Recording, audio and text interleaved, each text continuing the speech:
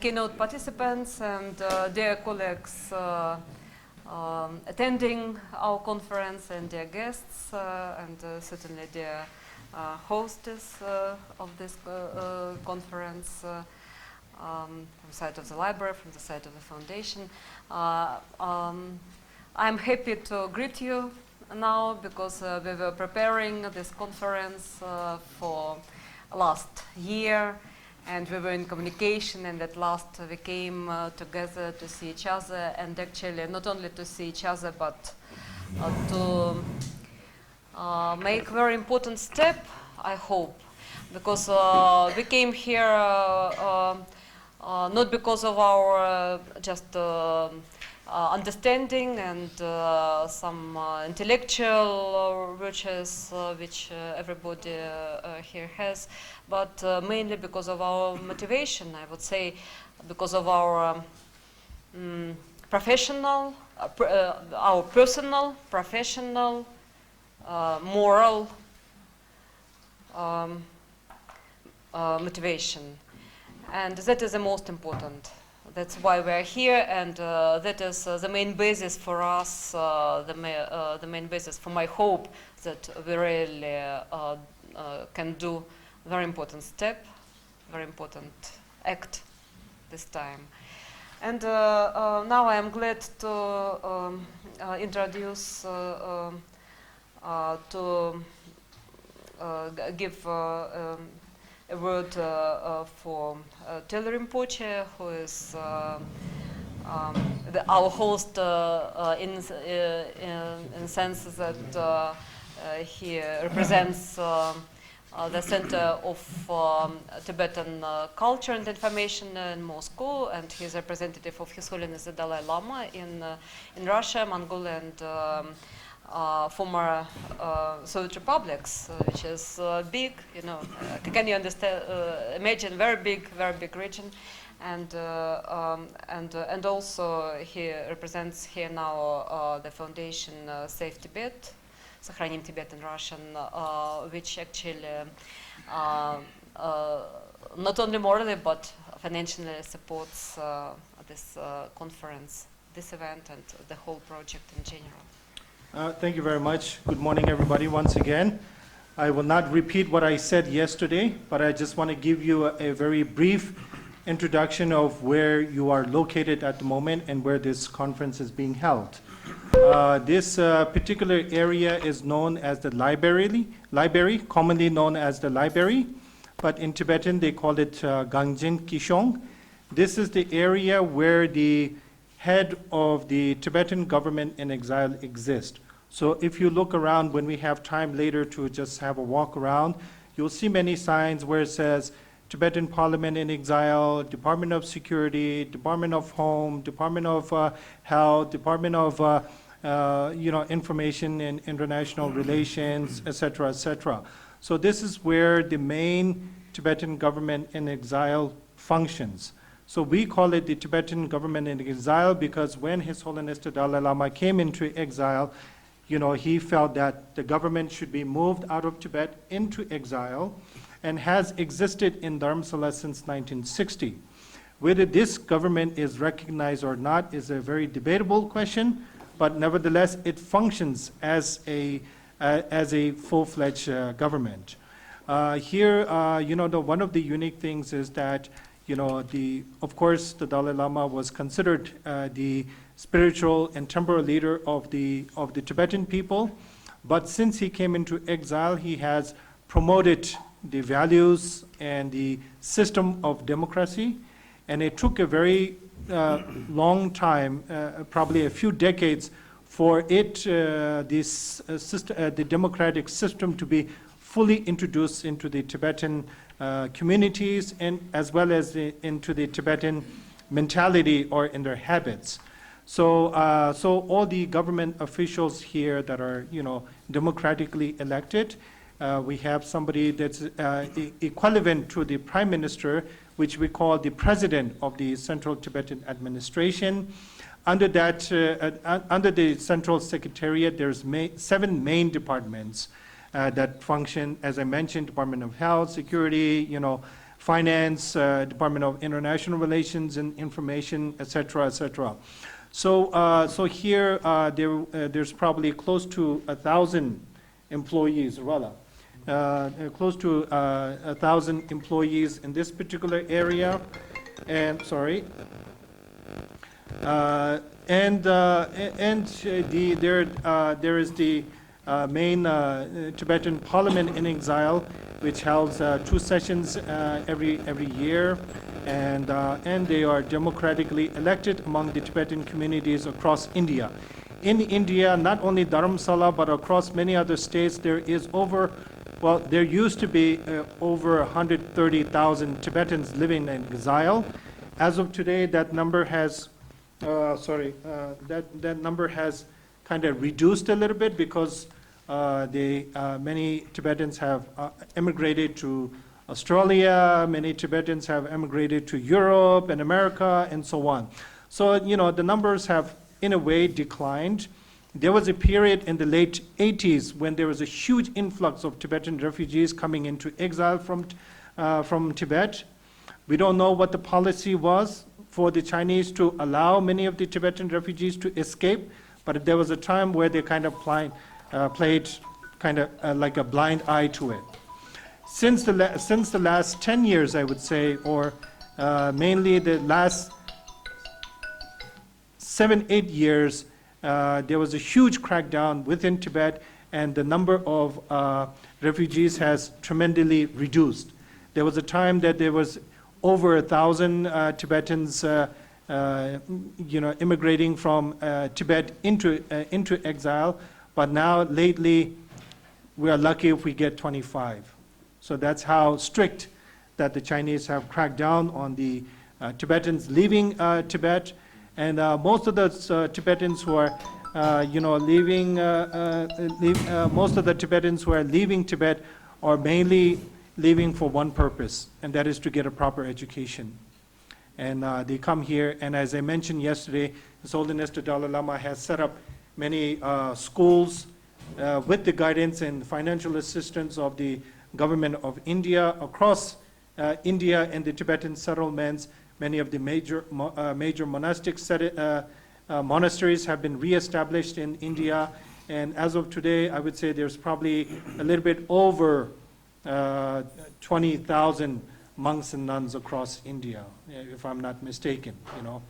And so here we are holding this conference, and as well as the this event also being co-organized and co-sponsored by the Library of Tibetan Works and Archives.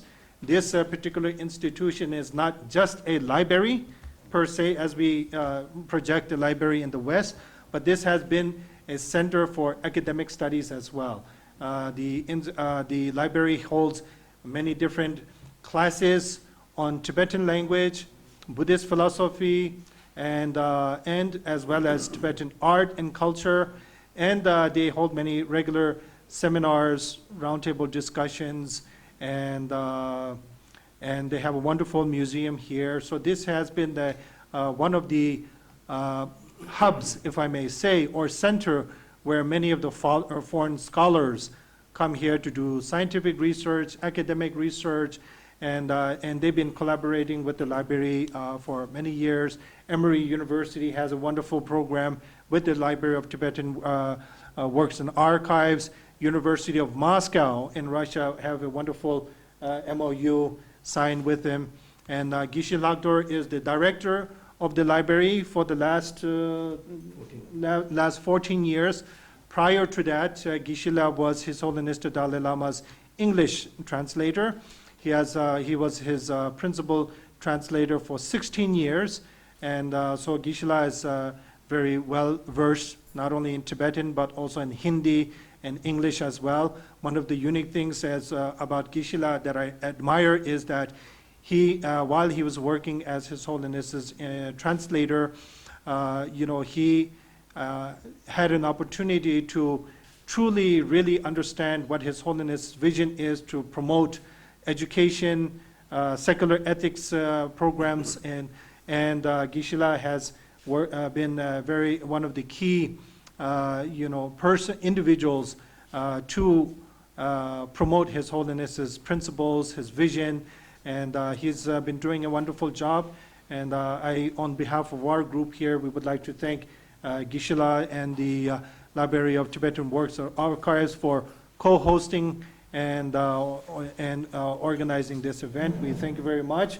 I know it is a Sunday, but nevertheless, I think in the world of academians, there's never a weekend, and but nevertheless, I think it gives us a good opportunity to be in a very quiet, neighborhood, if I may say, because if it was a working day, then you would hear a lot of the employees running back and forth, a lot of motorcycles and cars driving in and out. So the advantage of holding it on a Sunday is that we will be able to fully concentrate and have a very full-fledged discussion. So without going further, I'm sure we will get to talk more later on. Without further delay, I would like to pass the floor to Gishil Hagdor. And once again, thank you very much. And Gishil Hagdor will briefly introduce you about the activities of the Library of Tibetan Works and Archives, and as well give a very brief video presentation so that you get a good idea of what the library does. Thank you very much.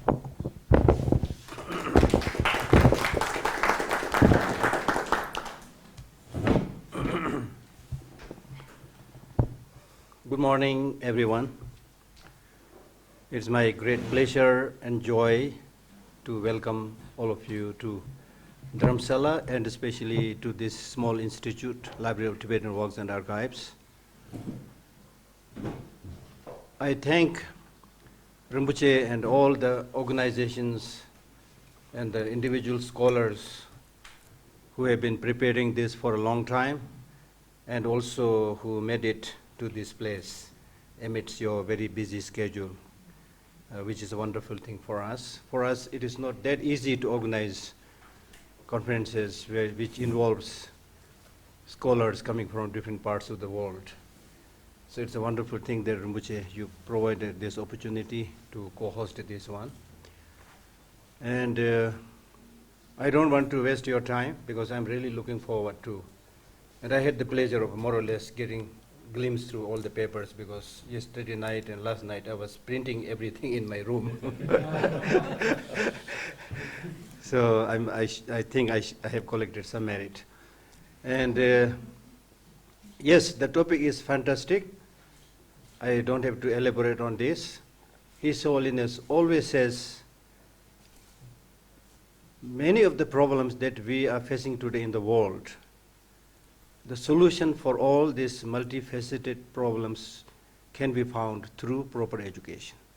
And in simple words, most of the positive activities arise by training human brain or mind in the right direction, and most of the wrong things, negative things, arise because of letting the mind and the brain go in the wrong direction, as simple as that. And then, of course, there are excellent papers, but for me, education basically is related to few things. One, there should be a motivation to benefit everybody, which we call as compassion. If that is there, I think everything will fall into the right places, which is today very much missing. And we have started talking about it, which is very good thing. And second thing that I've noticed is knowledge of the reality, the real situation. And because we don't have a larger perspective, then we end up developing narrow-minded attitude, sectarian attitude, divisive policy, I and you and me, and all these problems arise. So therefore we need a larger perspective on education. That's, I think, very, very important. So many of the technical details, of course, you are going to explain, and I'm going to listen and read more about your thoughts and so forth. So I'm not going to say anything more. I just want to welcome you and express my happiness to have you all here, and I hope you have a pleasant stay here. And about library, Rinpoche already represented me a little bit, spoke a little bit about library, but I'm not going to verbally speak about it. I prepared a 10-minute documentary, which speaks much better than myself trying to explain something, because you can see some of the pictures and things like that. So show that short video. Lo se du sen.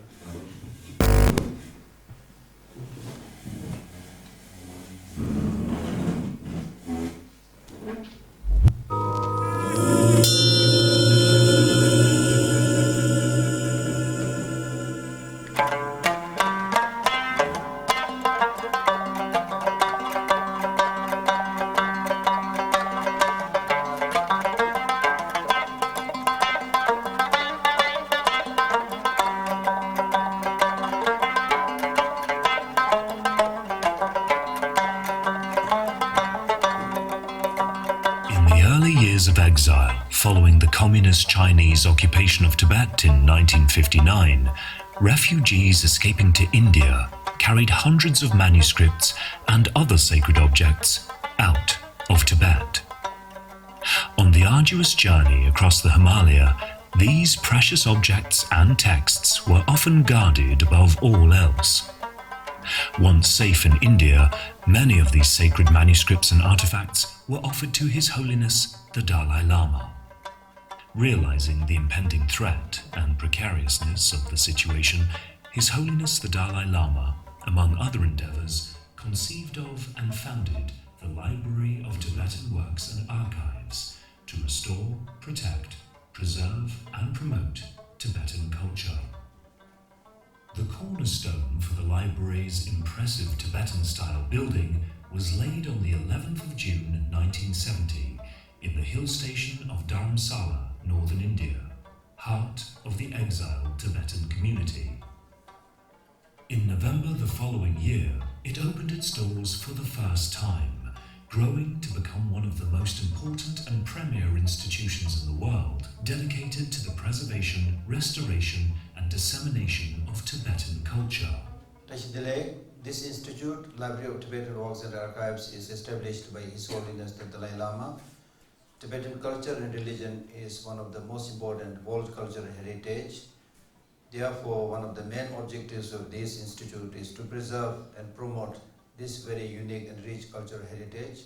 I welcome all of you to enjoy the facilities we have and support in our activities. The primary objectives of the Library of Tibetan Works and Archives are to provide comprehensive Tibetan culture study resources and to promote an environment that encourages research and exchange of knowledge between scholars and students. These factors are of the utmost importance in a contemporary world shaped by political and spiritual confusion.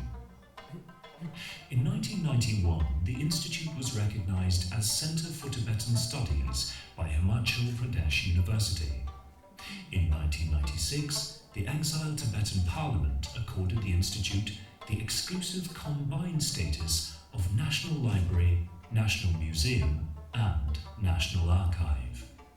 In 2003, the National Manuscripts Mission, an initiative of the Government of India, appointed the Library of Tibetan Works and Archives as one of the National Manuscripts Resource Centers. Having begun its life with humble collections of manuscripts and books in Tibetan and English, the library is now a repository of significant collections of artifacts, manuscripts, and other records, while also serving as a center for language and cultural education.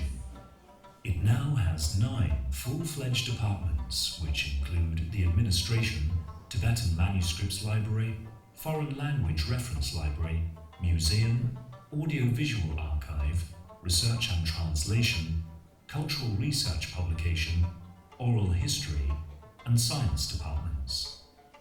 Holdings have grown to more than 140,000 titles in the form of manuscripts, books, and documents.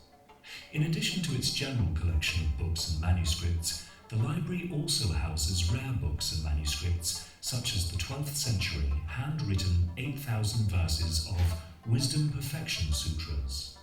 Besides that, it also holds a significant number of Tibetan scroll paintings, statues, and other artifacts, and over 100,000 photographs, negatives, and slides, predominantly black and white images, including photos taken in the early 1940s in Tibet, as well as over 45,000 hours of audio-visual recordings. The Library of Tibetan Works and Archives is not only a library, a museum and an archive, but also an academic institute where cultural and educational courses, seminars, conferences, workshops and lecture series are held, providing wider avenues of learning and knowledge sharing that help promote an environment which fosters research and exchange of knowledge among scholars, researchers, students and interested general public. The library holdings increase every year, and enrollments in Buddhist philosophy and language and cultural courses continue to grow. Each year sees an increasing number of visitors, researchers and students drawn to this institution, which is able to provide them educational and cultural experiences hard to find elsewhere in the world. In a year, an average of 200 students and research scholars from over 40 nations around the globe come to study and research Buddhist philosophy and Tibetan language and culture. The Library of Tibetan Works and Archives is also actively working to develop relationships with world-class academic institutions around the globe to encourage cultural exchanges and other resources. As a result, over the years, the library has signed memorandums of understanding with the Universidade Federal de São Paulo, Brazil, Kalmyk State University, Russia, Kalmyk Institute for Humanitarian Studies of Russian Academy of Sciences, Russia, Tuva State University, Russia, Emory University, USA, Aarhus University, Denmark, Translation Institute for Tibetan Buddhist Canon, Dongguk University, South Korea, Le Collège de France, Paris, the Faculty of Philosophy, Lomonosov, Moscow State University, Russia, Central University of Himachal Pradesh, Dharamsala, India, and the Meridian Trust, UK. Oral traditions are very susceptible to permanent loss should their transmission be interrupted. Therefore, considering their urgency and significance, a dedicated Department of Oral History was created in the mid-1970s to record, document and publish the resources. It now holds thousands of hours and transcriptions of records related to the Tibetan culture, tradition and lives in diaspora. To this day, it has brought out over 46 series of books exclusively based on verified oral histories. The library also houses an active publication department, which has published over 600 books in Tibetan, English and Hindi, including journals and newsletters concerning Buddhist philosophy and Tibetan culture. As a centre for education, the library has welcomed scholars and eminent personalities from all over the world, and has had a proud association with many of the world's most eminent Tibetologists. Using modern media and technology to restore, protect, preserve and promote the Tibetan culture is another initiative of the library. The library has so far scanned and completed digitization of about 15% of the rare documents, pictures and recordings from its collections, laying the foundation for future iterations of its collections in formats compatible with the world's ever-changing technologies. Realizing the importance of scientific education for Tibetan monastics, and under the guidance of His Holiness the Dalai Lama, the library began an historic project in 1999 to introduce modern science to Buddhist monastic scholars. Since then, the library has helped usher in modern science education to Tibetan monastic institutions and bring the Tibetan science of mind into modern education by developing and implementing a comprehensive and sustainable science education for Tibetan monks and nuns, with the collaboration and support of other institutes and foundations. Hundreds of monks and nuns have completed their science education programs under eminent science teachers around the world to date. It has also organized over a dozen international conferences and exhibitions, and brought out several publications to promote the integration of spiritual values and scientific investigations. In its nearly 5 decades of service, the library has made significant contributions on numerous fronts in the preservation and promotion of Tibetan culture. The Library of Tibetan Works and Archives is confident in its role of preserving and educating others about a compassionate and non-violent culture, whilst facing the threat of total extinction in its own land. Now, heading towards its 5th decade, the library continues to develop as the need for such an institution becomes more pressing. With much achieved and much planned, the Library of Tibetan Works and Archives looks forward to more fruitful years to come.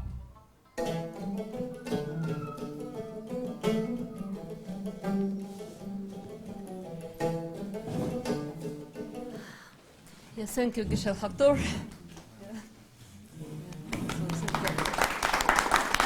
Now we are starting our work, and I would give the word to our general coordinator, Scott. Maybe we change our places now, and our moderators of the first section. Okay, and you can try to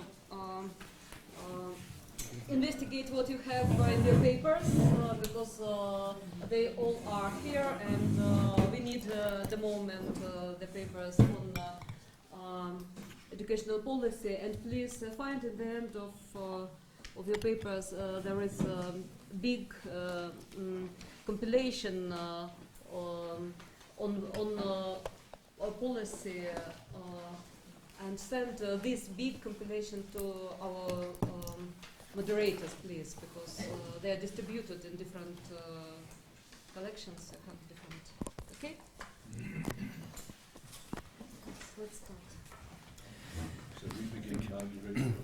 Margie, yes, I'm just about to pass over to Bob. My job as moderator is just to keep aware of the time and to keep the focus that as these outcomes that we want to focus on in each of the moderation sessions is basically to contribute towards the memorandum of understanding. So from each group, and we're going to have the first group focusing on policy.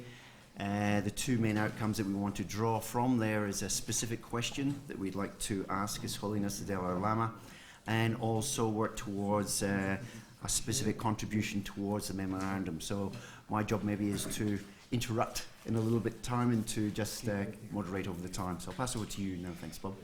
I just need to make a house announcement. Yeah, we're because we want to be fully engaged and try to discuss as much as possible within the 2 days. We're not going to take a specific tea break separately, but there's tea and coffee in the back over there. So just please feel free to help yourself, and I think there's some cookies or biscuits over there. So just, when you feel the need or urge to have a cup of coffee, wake yourself up, there's plenty of tea and coffee in the back. Thank you. Thank you. I'm Bob, and Sunan Batra and I will be moderating this session. And it's the education policy session, and you all have the overarching question, educational reforms. What do modern education policies really mean? What should education policy include in order to provide the needs of people and societies? And out of all the contributions, there's 5 domains, questions that have been raised, and we want to work through those, pushing towards the outcomes that Scott mentioned. So the first is market, network and state models of education. And I suppose at one level, that is the question of who ought to determine education policy and at what level, different from perhaps the way it occurs at the moment through those mechanisms mentioned there. The second is how should we understand the relationships between education and work, and I suppose that's a commentary on the dominant neoliberal human capital construction of schooling, that we're to produce self-regarding individuals for the economy, and our projects about schooling, education linked to broader sets of outcomes, and certainly the session on being human will complement what we're doing really well, and the limitations of our current dominant models. Dangerous trends and people who contributed there. To what degree is education a shared and global responsibility? And I suppose one specific manifestation of that today is the development of citizenship within nations, and we would have a particular view of that, and the idea of global citizenship and all of humanity. And then the social world, what's the sort of imagined future that we think schooling ought to be about. So Poonam and I thought that I would just make some remarks and she would make some remarks, and then we'd open it to questions and work through those 5 themes. And I'll be very, very quick. I suppose this session on education policy, the underpinning idea is that the dominant modes of education policy in most parts of the world now are part of the problem. And that's what the session is about. It's trying to imagine it otherwise, I think.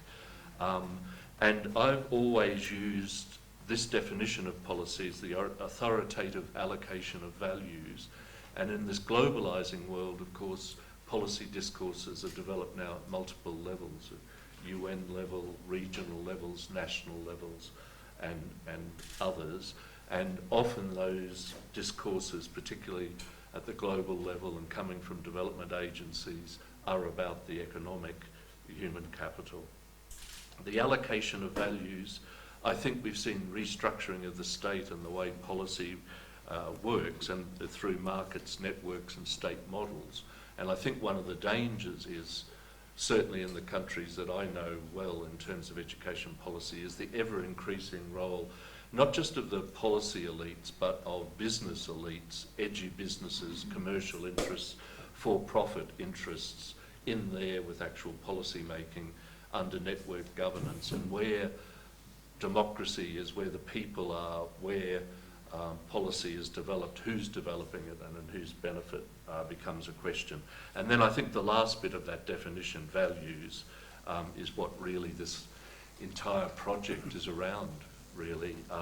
But as I've alluded to, the values dominating policy seem to be human capital, so producing workers, so a narrow production from education, and individuals, rather than the fuller construction of the human and a contribution to the social, to the collective of the society, and indeed to the level of the global.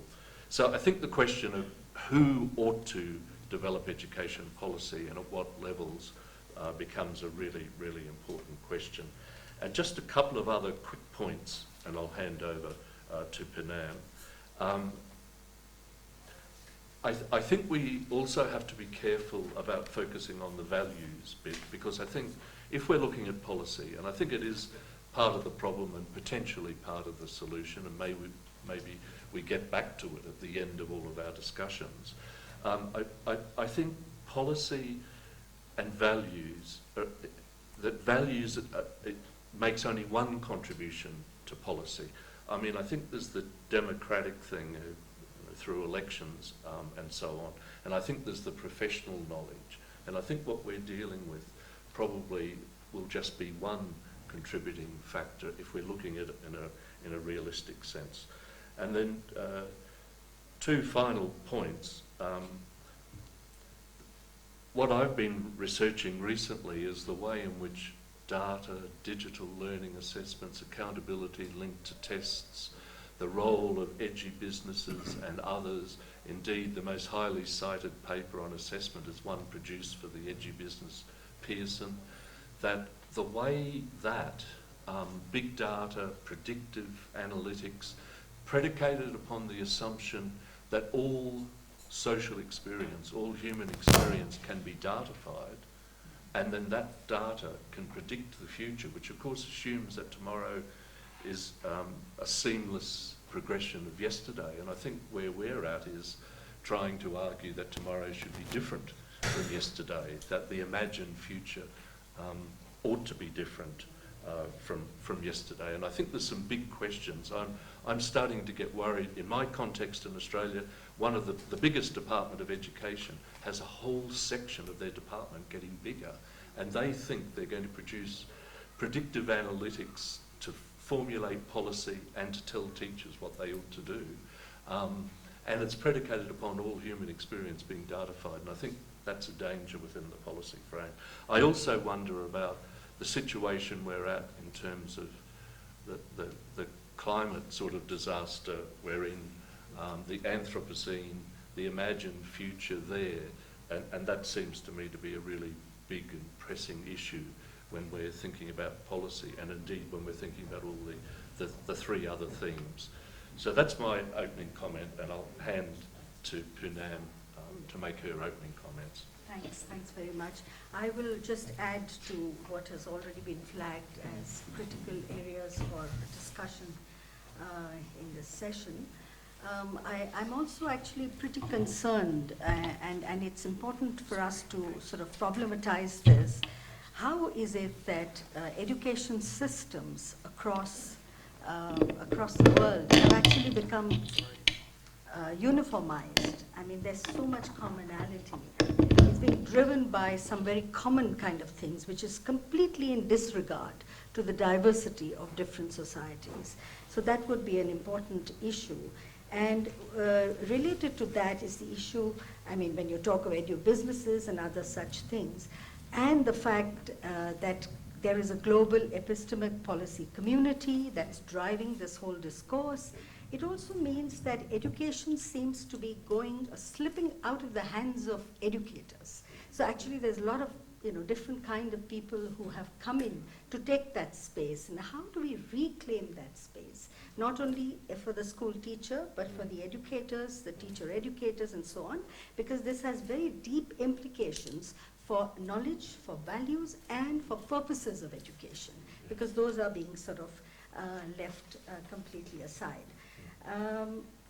Also, I feel that, therefore, the question would be, how can we have, in the context of neoliberal education and so on, how can we have an economic production model for social development? Because there's a basic tension over there, and specifically via education, because the economic discourse, to my mind, actually excludes the social and looks at only individual economic self-interest, which is becoming, so it's not only that nations are looking at economic growth as the only purpose of education, but individuals are being trained to think that way as well.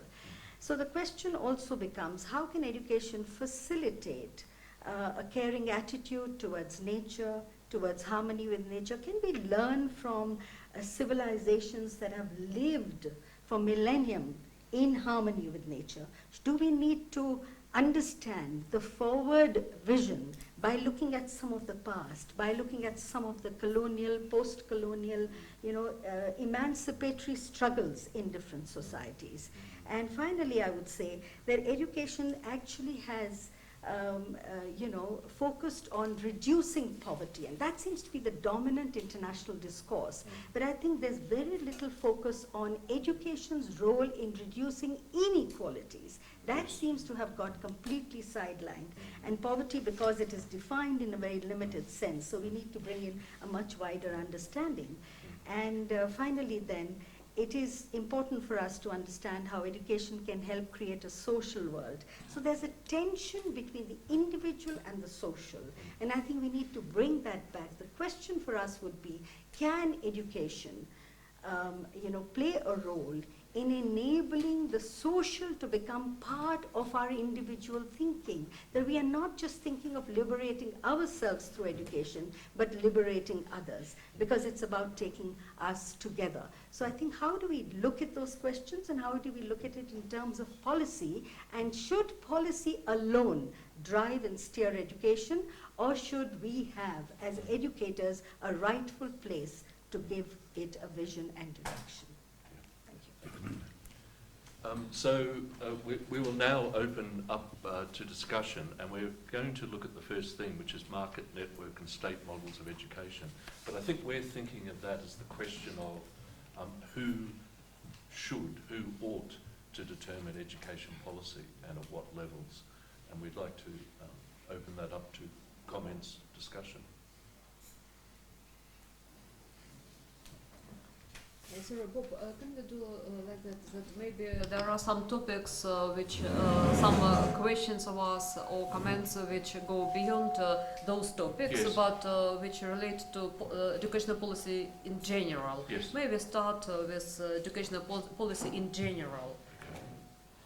And then... and you mean what it ought to be about?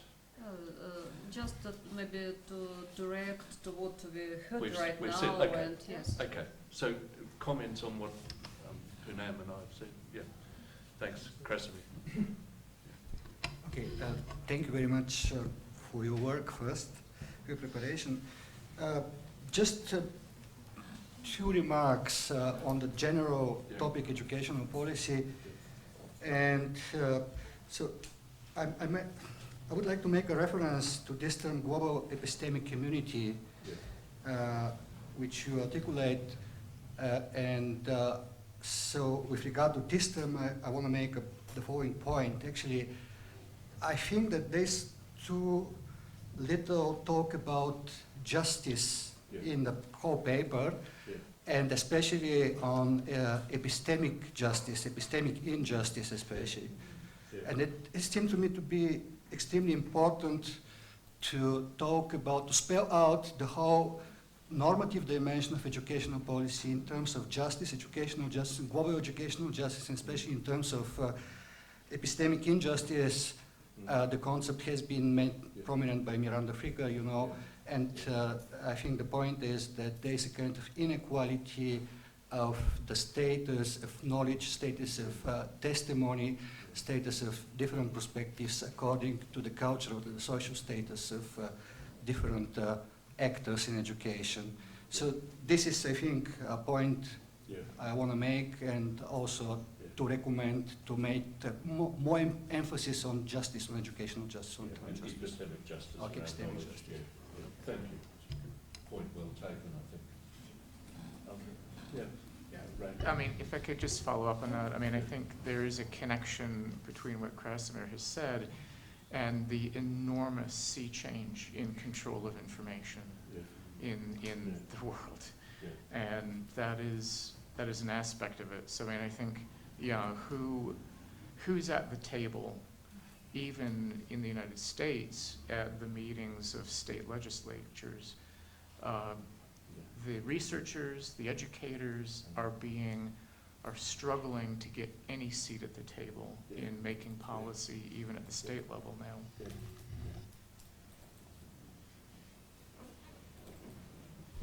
Thank you very much for your insights and your work.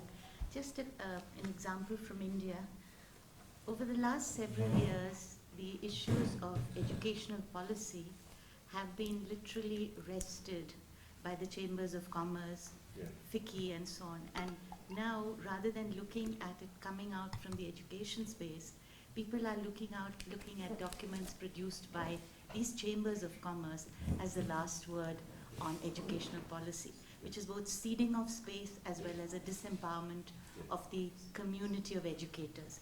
The second is the fact that Rinpoche mentioned yesterday about the whole thing about the Nalanda tradition, and the fact that His Holiness is bringing together dialogue between scientists and spiritual practitioners, the fact of the dialogic aspect of education, which is why perhaps, as Punam mentioned, looking at some of the millennial traditions, the earlier traditions, that have something to contribute to today's vocabulary, considering that the axis of global power is shifting now more towards Asia. So are we looking at those lexicons, those vocabularies? The third is about, I think, epistemic justice that was mentioned. So long, we talk about equity, access, and excellence as if it's a package that, so long as higher education remained the preserve of the elites, there was a lot of state money available. The moment it became democratized and access became easier for the so-called disempowered and suddenly the state has pulled back from investment. Is there a connection there? So I just want to leave that for your consideration. Thank you. So, sorry, Scott was first. Scott? Mine's just to make a comment, or actually an invitation to those of our community who are sitting around the immediate outside of the table, and that we'd welcome your participation as well. And the way we would like this to be done, if possible, if you could write down your question and then to deliver it to one of our moderators, and that way you could still be an active part of the deliberations taking place. So we don't want to have the active ones only at the table, but to be as inclusive as possible, because we have some wonderful people in this room that we'd more than welcome your participation. So thank you. Thank you, Bob, and thanks, Poonam. I just want to pick up on what Professor Meenakshi Gopinath just alluded to in terms of access, equity, and justice. And from a practitioner's point of view, I just want to mention that I grew up in India in a system which is highly specialized, state-controlled, and worked for 30 years in the UK, which is not very dissimilar in terms of who determines education policy. In the UK, it's primarily the Higher Education Funding Council, through the purse string it controls. That not so much the national curriculum or what the content of what's being taught, but in terms of the kind of research you do, the kind of people you employ with kind of qualifications, and what direction teaching takes place. But I must say, just as an example, in terms of access, equity, I've been fortunate to step into a very different world in the last 2 years, to lead a university which was actually the brainchild of a commission on higher education that was established globally in 2002. And the offspring of, the product of that commission's deliberations was the setting up of the Asian University for Women in Bangladesh, in a place called Chittagong, not far from Calcutta, about 40 minutes. It operates differently, and I say this just as a food for thought in future discussions. It's remarkable in the way the charter was developed and presented to the parliament, in that it accorded only a certain proportion of seats for the local communities from the local Bangladesh, which is only 25%. And it was intentionally designed to promote diversity. So today we have students from 17 to 18 countries represented in a very small space. It's a 10-year-old university, 900 students.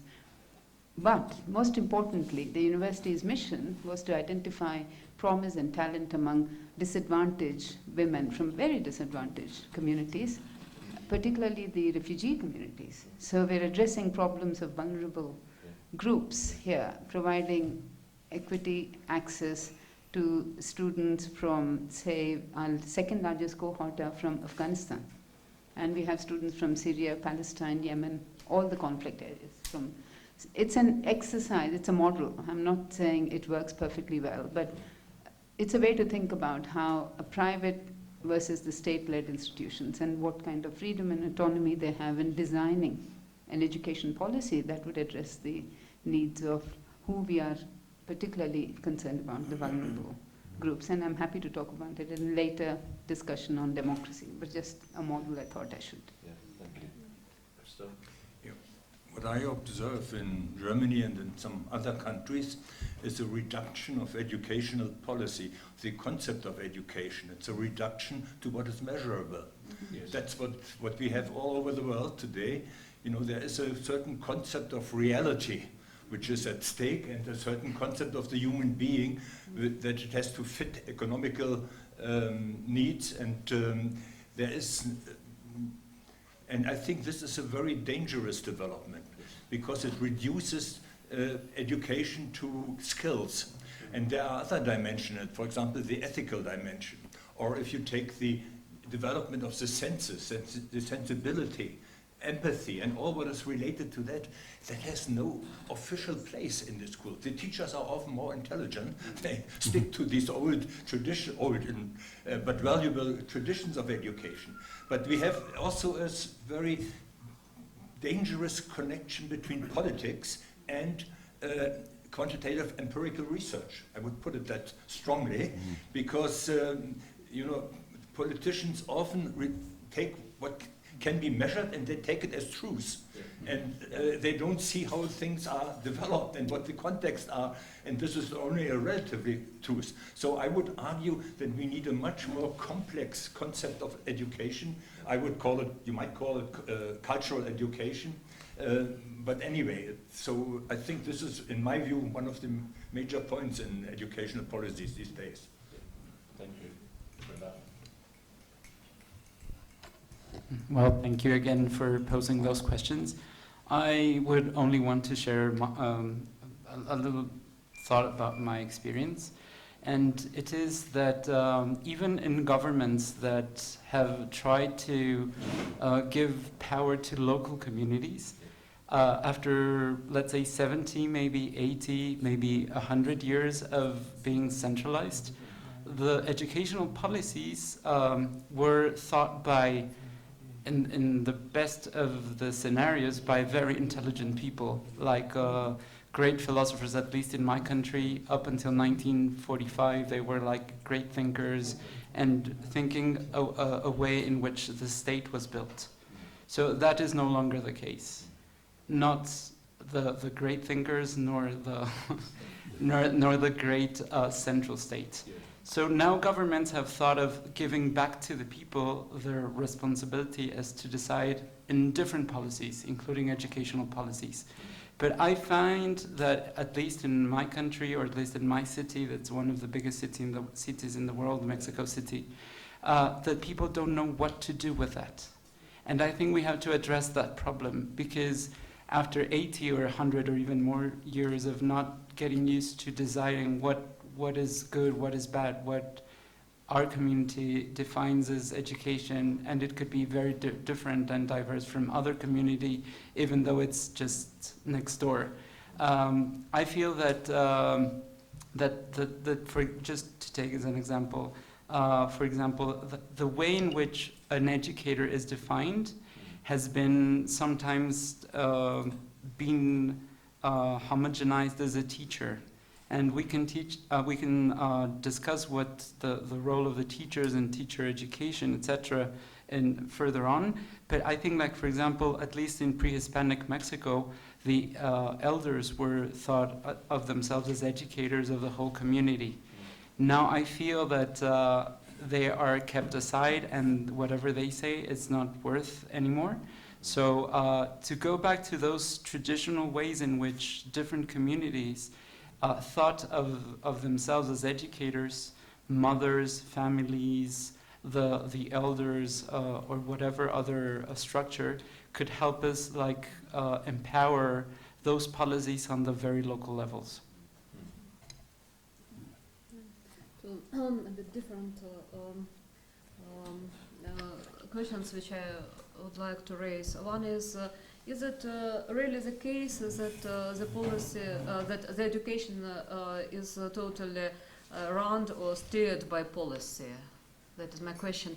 Was it really so in the history of education, and is it the case at the moment? Wasn't it, and isn't it that there is a policy, at the same time there is some living process in education which all the time always just meets somehow and interacts with the policy? If so, we should recognize this case and then try to elaborate somehow this recognition. And different question is also concerning this definition of educational policy. Generally, policy deals with representation of some bodies, some societies, paths, interests, and visions. And shouldn't it be recognized that it is the same case in educational policy? If we recognize it, then we can claim for policymakers responsibility to reveal what is their basis of this specific positions in educational policy. First of all, what is the vision of human being, and so on. So, what are their bases? And just to recognize the variety of different positions inside educational policy, and then we can claim for our right and the rights of educators and different parts of different movements inside education to be represented inside educational policy. Andrew? So yeah, I just want to thank Bob and Poonam for outlining those questions for the discussion. Thinking about education policy and how we can make it so that more people have claims over what education is and what it is for. I think we have to remember that the way education policy moves and is translated and re-articulated around the world, we should make no assumptions about the automatic translation of policy into practice. And actually, resistance and refusal doesn't always come through events like elections and changes in governments. In fact, it's a daily activity that we do all the time. And I'm thinking about schools, in particular, the operations of schools, and what's become the technocratic embedding of neoliberalism within schools, within those daily operations. And the people who occupy those spaces, the people who are put there to do that work, those who are ancillaries to market rule and handmaidens to state control. And I think increasingly, one way to not just disrupt, but transgress the kinds of values we have within the dominant paradigm is through those daily acts. And increasingly we see through the rise of not just prioritization management, but also increasingly expert administration. This goes back to the comment about epistemic injustice justice. I mean, increasingly it's those with significantly better epistemic capabilities who others decide you are best to do this job. These other people here are not. These people over here, these people don't have the skills, the knowledges, and the competences we need to run the school how we would like it to be run. So increasingly it's about being wary of those people who are around us and doing the kind of resistance and refusal which may hopefully involve disrupting at that level. So that's just a comment. Thank you for all the comments so far. I'd like to just come in here with supporting what Margarita has said. That's exactly what I had in mind. So while we all agree that business elites and the commercial interests drive education policy and the control of information is there and that educators are not in the forum where policy is being initiated and being articulated. I think it's for educators to reclaim those spaces themselves, and indeed this is already happening as well. So we must recognize this living process, as she put it, as Margarita put it. And here I'm talking about civil society initiatives, educators who work with alternative institutions, who are working with policy, who are not therefore alternative in any real sense, that is, they're not following an alternative system of education, but are negotiating, maneuvering around policy to actually bring in and address some of the issues of justice, of inequality, by articulating, enriching, and embedding aspects of value, of whether we call it human education or moral agency, all of this into the curriculum. So when you talk about the hidden curriculum, I don't want to see it only as that which dominates or that which prescribes the reproduction of society or the dominant interests in society. I think we need to also recognize that there are ways of working against that. And in that sense, recover agency, as indeed these institutions or civil society initiatives do. I don't think we should assume that it is policy alone which drives education. Yes, it's policy to a great extent, state initiatives, state institutions, but what about educators and civil society initiatives? In this country at least there are, and they are doing that. The living process is actually articulating all of this. I think we need to engage with that. We need to recognize that and bring that into the discussion. Because otherwise, like you did about your one example, but there's a lot going on. So I think we need not be so pessimistic. I would like to bring that note in of not just optimism, but recovery of agency. Not look at ourselves as educators outside the state, but actually how we can penetrate and what are the kinds of things we can do to actually ensure that we work around or negotiate. And I was reading some of the comments about what goes on in Finland, for example, where there's no history, so you argue. And I think we need to learn from, so they supposedly have the best school system in the world, right? So how did that get there? Is it an official state policy alone? Or is there something else happening on the ground? I think we need to recognize all that is happening on the ground. Yeah, let me offer a couple of methodological comments here. People normally use education as a very wide umbrella concept, much wider than actually, I mean, much wider than it should be, I think, because first of all, only some of education happens in schools.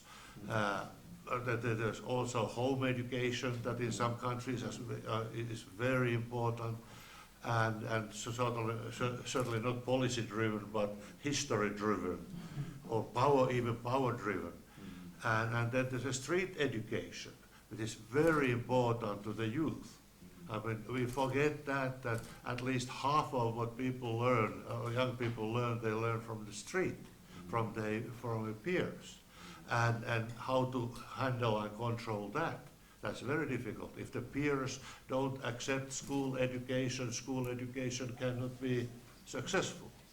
And if the streets are against schools, what can the policymakers do then? Nothing. And Timo, I was thinking of these things. yeah, sure. There's a primary educator, which is, but that's big business. That's big business. Yeah. It's not a street. It's a big business. But anyway, and then I would like to distinguish between training and education. And the neoliberal education seems to be training based, and training for the future skills. Who knows what the future is, but they want to emphasize future skills, and skills are skills. Even in Finland nowadays, university level, it's all about skills. And then there's this narrow concept of education. Who knows what that means? I mean, value education, education to be a good citizen, critical, democratic citizen, that's education. And then there's a third one that's immersed. It's pseudo-education, that kind of schools as storage houses. Because I read a study somewhere that most of the schools, I mean, around the world, in most of the schools, the kids learn nothing. And they're not supposed to learn nothing. They're supposed to be in storage so that they cannot cause trouble. And that they are away from the police, let's say so, away from trouble. Even in Finland nowadays, they increased the mandatory schooling age from 16 to 18 just to reduce the number of unemployed youth. I mean, it's a good idea to put the unemployed youth to school, but they're not supposed to learn there anything. And everybody knows that they cannot learn there anything because they are that kind of people. But if they are school, they don't figure in unemployment statistics, and that's good for the government and educational department. This looks good. That's it. Thank you. I think we're going Scott, Christoph, Randall, Krasny. Thanks, Bob. Just building on Timo's comment, education and training significantly different. I suspect, at least in the West, and I know certainly in Australia, the successive policy has been to focus on teaching and learning and not education. Education's actually been missed out. So we're not actually after alternative education. We're actually after reclaiming education's place. Because by being reduced to teaching and learning only, now we have things like learning outcomes, which is very individualistic based, and it tends to be very data-driven in parametrics. And now the government controls the database of that kind of information, and when they talk about evidence-based policies, they are the owners of it, and they simply disseminate what the policies are based on secret knowledge. And so I really like this notion of reclaiming what has been taken away, and that's the notion of education. So it's not the pressure to articulate an alternative view of education, but simply to bring it back maybe into its rightful place. And so it brings back to this relationship then between educators, people, and policy as such. It reminds me of Plato's distinction and why democracy was looked down as a derogatory term in ancient Greece, because you had the aristocracy who had the born right to rule versus the experts who were qualified to rule. And then the only alternative, of course, was the demos, the public, the masses who were not qualified to rule but had the majority on the side. And this is why I really think education is so important, because it enables the demos to participate as equals to the policymakers in a sense. But that's where the big pressure of education is not to be elitist, as already been mentioned, but again, it's to centralize education back into schooling, policy, universities, etc. Thank you. I have 2 points. One refers to what you were saying, and another one. There's a tradition in Germany which says that there is no instruction possible without education. And that means that whatever you do in terms of training, in terms of instruction, it has educational implication. And the demand is to be conscious of that and to give more space and more attention to what you call education. That means to moral issues, to more general issues, also for being, what does it mean to be in the world? I mean, these are questions which are raised by children and by youngsters, and to take these questions as serious and not just to reduce instruction to curriculum work or to the teaching of a curricular concept, I think is an important point. So it needs a more complex concept of education, in my view. Second point I wanted to make, what has been said about policy of education. It seems to me that what we are agreeing, all of us, is that, that it is the civil society which is responsible for education. That means policy people, parents, very important, and they have an important role in Germany, but much more important than in France, as a comparison. And then they are important, the teachers, of course, the children themselves. So it has to be considered as a common good.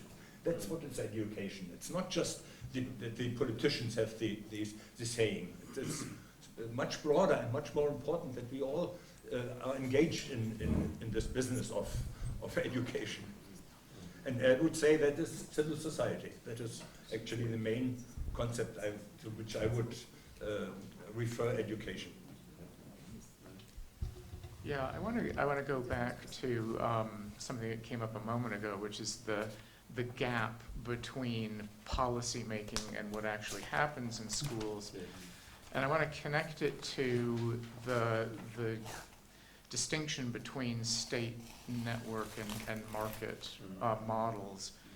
I mean, those models are broadly speaking models of the provision of education. And I think part of what I've seen in philosophy of education in recent years is a recognition that we shouldn't fetishize the market, the public-private distinction. Really, the actual effects of these different models depends a lot on the details and the implementation. We can have massive inequality within state systems, which are ostensibly very equitable, recognizing education as a citizen right. So I think we should not overestimate the significance of those administrative differences. What I've seen over a decade and a half of creating and chairing a program in education policy and leadership studies is that what makes, and this is a point of entry between whatever happens in the policy sphere and what actually happens in schools.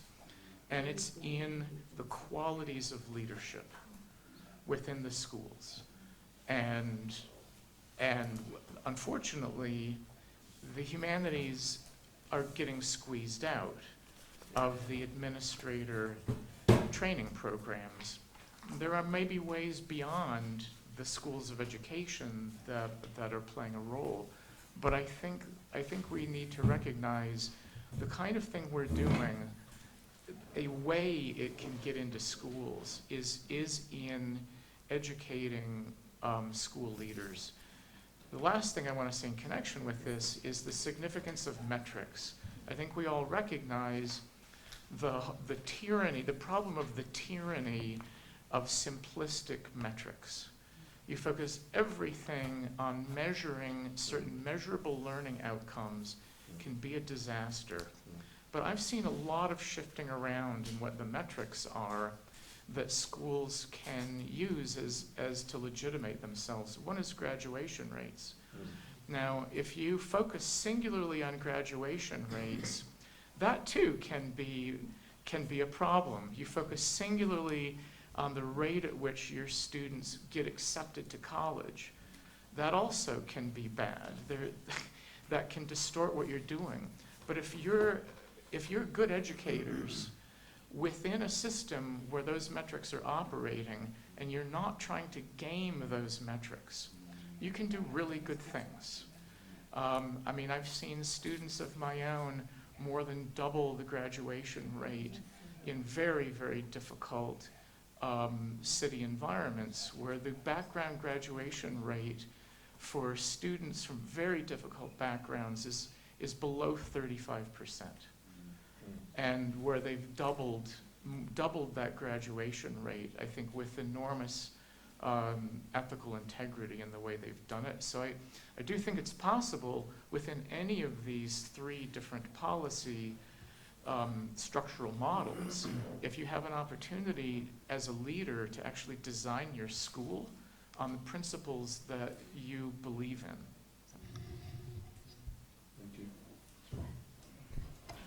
Just two short points. The first one is on the concept of education, and I agree with all speakers that education policy, the whole issues of education policy depends a lot on understanding of education.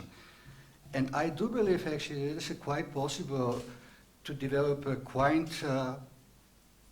precise account of what education is about by introducing two or three distinctions which are important. The first one is the distinction between the intrinsic and extrinsic goals of education. So this is about the difference between education and training. And it is important to stress that education, of course, has extrinsic goals like preparation for the labor market, political participation, etc. But we shouldn't forget the intrinsic dimension of education, which is simply the dimension of human flourishing. To quote we, education is growth, is human growth.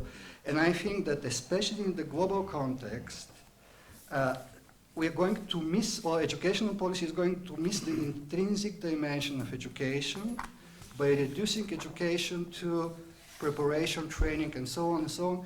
And we can observe this trend is right now in Germany with respect to the so-called issue of integration of refugees and immigrants. By talking about education of immigrants and refugees, politicians are talking mainly about assimilating them into the society by developing some kind of instrumental skills and abilities. And this is precisely, I think, a kind of a reduction of the very meaning of education, and secondly, it's also an issue of injustice, educational injustice, especially in the global context. And the second remark, which is, I think, a little bit connected to the first one, when we are talking in education, about education in the broader sense, of human development, we are using in the English-speaking context basically the term of liberal education. And that is why I have a little bit problems with the term neoliberalism. This is one reason for my uneasiness with the term neoliberalism, especially in educational context, because I think that neoliberalism is a kind of catch-all concept, and nobody actually knows what neoliberalism is about, and I would suggest to replace that term with terms like marketization of education, or even I cannot pronounce the word, managerialism in education. Managerialism in education. Okay. Just listening to the conversation around the table, suddenly remembered that famous aphorism, where is the life we've lost in living? Where is the wisdom we've lost in knowledge, and where is the knowledge we've lost in information? Yes. So just to come back, while there are very laudable, extremely important initiatives, like, for example, the Krishnamurti Foundation and what the Chittagong University is doing, which is the first university that is really looking at a kind of education for people from regions of conflict, people on the run, people on the move, but without the attempt to assimilate or re-socialize them into the dominant culture of the country. And here, as you know, His Holiness was misquoted by one of those sound bites by the BBC when he meant something entirely. I mean, anyway, that's a different issue. But having said that, I think we need to be a little cautious about the way we use civil society as a catch-all phrase. Especially in my country, where there is an ascendance of populist regimes, where the whole vocabulary is about the us versus them, and the capture of power, and also the selling of xenophobia, very often right-wing civil society institutions that are legitimized through government and through the state take control of educational spaces and institutions. So all of civil society is not actually civil. We have to also look at some of the less civilized aspects of civil society, because there is a great danger lurking in the wings there. I won't make it very long, but this whole business about assessment. You know, we have something known as a National Assessment and Accreditation Council. The entire exercise about these matrices is really an exercise of hierarchy and power. When the so-called evaluators descend upon a university or a college, it's all about how resources have to be mobilized to keep them happy to get the grade. So the idea is really about how you cheat the system, or how you beat the system, and not about how you empower institutions that are meant to be evaluated. Thank you.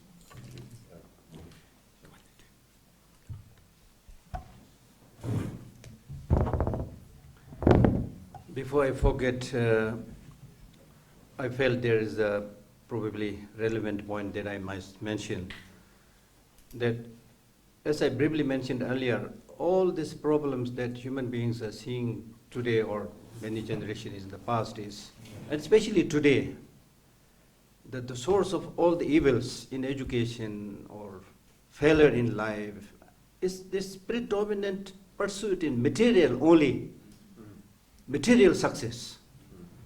To make the point simple, you know, human beings, the education that we get, human beings, are tailored in such a way that we are educated almost like computer parts. You make a computer part here, and that part should be sellable to all over the world where they use that Macintosh or other computers. So human beings also now, whether we like it or not, are educated in such a way that you are good in the name of so-called specialization. You are good in this, you are good in this, you are good in this. So it's all driven towards material success, financial success. We need material success, we need financial, but if you take that as the most important thing, then that is the source of all the disasters. I don't need to elaborate on this. Look at the environmental situation, the pollution, the not being able to get even proper drinking water. still talking about development, which is material development. And the source of that material development is external environment. Environment by nature is a physical thing, which has limitation. So how can you make unlimited progress from limited resources? So therefore, I think we need to really focus more on the human flourishment, as they say, the personality development. What it is, yes, you need certain material facilities, but is it enough for you to flourish, to have harmony, to have peace, to have all the good things that you, so long as you ignore this invisible thing called mind or spirituality. We have been doing this, and still we are talking, but then later on we'll just go for the material thing. So that I don't know how to do this. It's very challenging, difficult issue, and there is really no other solution but to think about bigger perspective of human life, not just the material thing. And then just one word, as Meenakshi also mentioned, that to put in just one line, the problem we are facing today is human wisdom is not able to catch up with the development of science and technology. I think that's the problem. Thank you. Scott. Thanks, Bob. I'm just going to speak in my role as moderator just now and ask if we can help our moderators of this session to focus just on the questions themselves and start to work our way through it, because I think we flagged it, we've got 5 of them all together. And then if we can draw it together, because I'm looking at the time, and time's not waiting. Yeah. So if we could just bring it together in that sense, that'd be great. Thank you. That's it. Look, I think Marguerite was. And so also as a coordinator, I would like to remark, please, let's try to be as laconic as we can and formulate mostly the questions, the directions for the further global forum. Otherwise, it isn't just talk, it isn't just discussion and exchange of our opinions. And as questions, I want 2 of them regarding this educational policy in general, which we are actually supposed to discuss right now. First, we mention some of us mention right wing and so on very often, but if we are thinking about a global forum, that means would we invite everybody, or we won't invite right wing and so on? And if you discuss educational policy, and I mentioned before about this function to represent. Then should all different parties be represented in it? If so, then isn't it the goal of us to understand what should be the basis, real basis in common basis for educational policy, besides those different positions, common basis? And another question is, isn't there is a lack of feedback for educational policy? As for policy in general, there should be real feedback. Is there a lack of real feedback for educational policy? Isn't it a problem of the moment?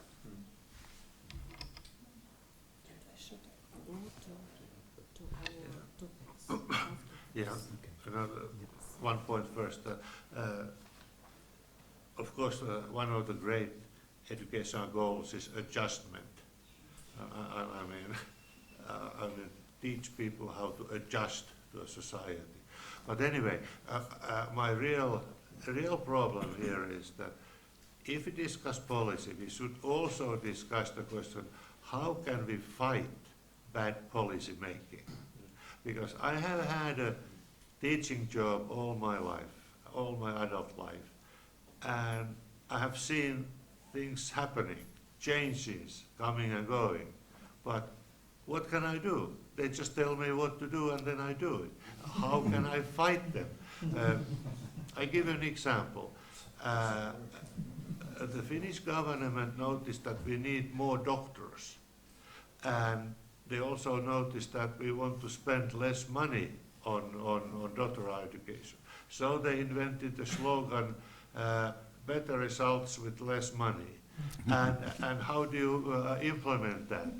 You, of course, make it easier to get the doctorate. My doctors today spend half the effort to get their doctorate compared to what I did. So that they have reduced the requirements by 50%. And of course they get something like 60% more doctors by those means. And then they are happy. We got more doctors with less money, and then they think we are successful. And I say that you are unsuccessful, because your doctors are nominal doctors or virtual doctors, but not real doctors. They know nothing. And everybody's happy. How am I supposed to fight them? Thank you. And we shouldn't forget about topics. We have 5 topics to discuss. Yeah, right now, it is supposed that we are discussing a policy in general. Yeah, yeah. So one final comment here, then try to.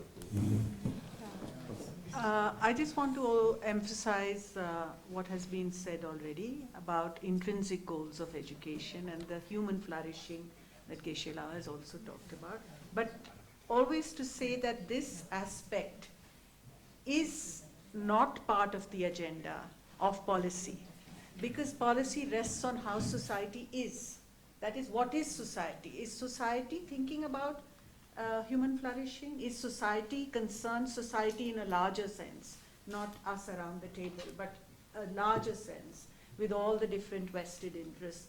Are they thinking only about materialism and material culture, or are they also thinking about human value?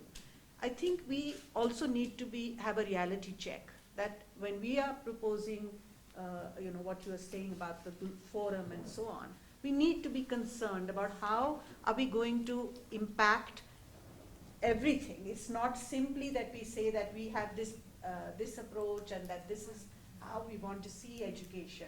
But how is it possible in society that is already concerned with different aspects of education as learning outcomes, primarily, and training and so on? Having said that, the other comment I want to make is with reference to what was being said about right-wing capturing of civil society, which I agree with completely.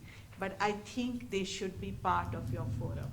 I think that is the civil society that works, claims to work with women particularly, in a women's wing of this RSS and so on, where they claim to be empowering young women, young children in different ways. I think they need to be part of the discussion. Otherwise, we are going to be skewed and only representing a particular point of view. We need to be able to see how and why they are maneuvering and negotiating and now influencing state policy. I think we should be open to different perspectives and different aspects of how education is imagined and practiced on the ground. Thank you. We are going to assume that question 2, the relationship between education and work and limitations of neoliberal policy, we think that's been covered in the discussion today. So we thought we'd move on to the third discussion point, which are dangerous trends, and if we could just document those reasonably quickly and then move to 4 and 5, because there's a lot in the documentation about those. What is dangerous trends? I think we need to say that. Yeah. Okay, thank you. Hi, everyone. I think one dangerous trend already came up, and that is we're inundated with data. Sorry? We're inundated with data. It's just flowing everywhere, and we're being defined by it in many different ways. But what we have to remember is that data always initially means nothing. And so we have a situation in education where we're not preparing them to know and to learn how to interpret that data, to make it into meaning. We talked about earlier policy influencers. In the United States, the Governors Association is very powerful because they're the ones that really initiate a lot of educational policy in the United States. I've never seen, like Randall said, sitting at the table, I've never seen an educator there. I usually see people like Bill Gates. Now, why is Bill Gates famous? He learned how to give meaning to data, and that's what made him a billionaire. And I find it tragically ironic that in education, we are flooding our students and teachers with data, but we're not giving them time to interpret that data. And that means that the Bill Gates of the world will come around, the oligarchs of the world will come around and say, hey, we'll do it for you. And then you can just go entertain yourself however you want to do. But that's not education. What we need to do is find ways in which we can spend a lot of our time helping our students and teachers to interpret data that is constantly flooding them. Thanks, John. I'd just like to respond to this. I think, but that's part of the strategy. The strategy is to take education away from people involved in education, to be able to assess outside. Why are teachers not assessing? Why is a third party assessing? So I think that's part of the strategy. And I think there's the potential, and we see it in various parts of the world, for all this data to replace teachers, scripted curriculum, in the worst case scenario. So I think the notion of it being taken back by educators through particular sorts of education is really important. So I think it is a really dangerous trend. And I think it's in universities as well, as much as it's in the schooling systems. Yeah. Other comments? Andrew? On dangerous trends. Dangerous So, trends. Yeah. I suppose another dangerous trend might be, or one that I've observed at least, is the ways in which notions of good governance, as defined by the World Bank, the OECD, and UNESCO, are slowly filtering down to the national, regional, and local levels now. So increasingly, the basis on which school leaders and governance practitioners claim governance legitimacy, by that I mean, we're serving the interests of our users, are often defined through these global abstract frameworks. And increasingly, with decentralization and the devolving of power away from central governance to schools, and increasing pressure on schools to properly self-regulate and adhere to these definitions of good governance, it becomes increasingly inescapable. And what you often find too is the role of the voluntary and private sectors coming in now, teaching schools on how to do this. Again, another handmaiden to state control and to market rule. And this is, again, a dangerous trend that I'm seeing too. And obviously the impact on democracy, but I won't get into that right now.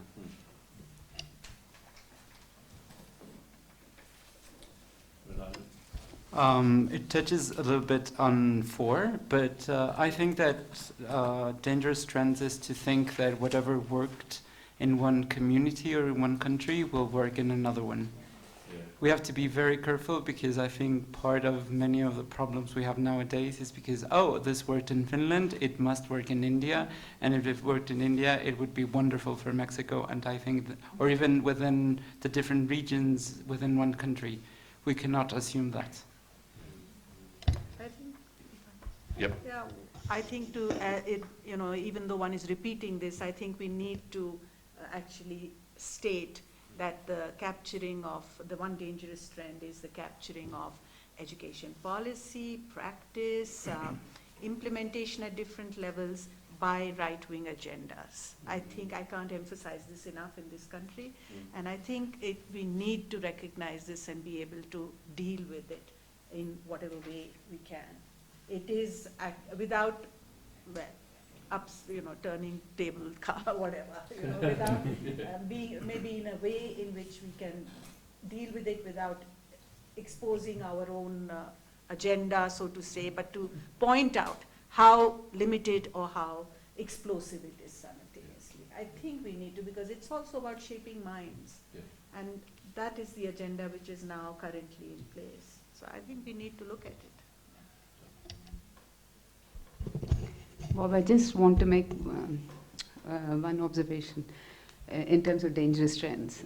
All the discussion so far has been about creating our own spaces as educators and finding ways of actually teaching our students and not maneuvering the systems, but having the space to influence in the way we can.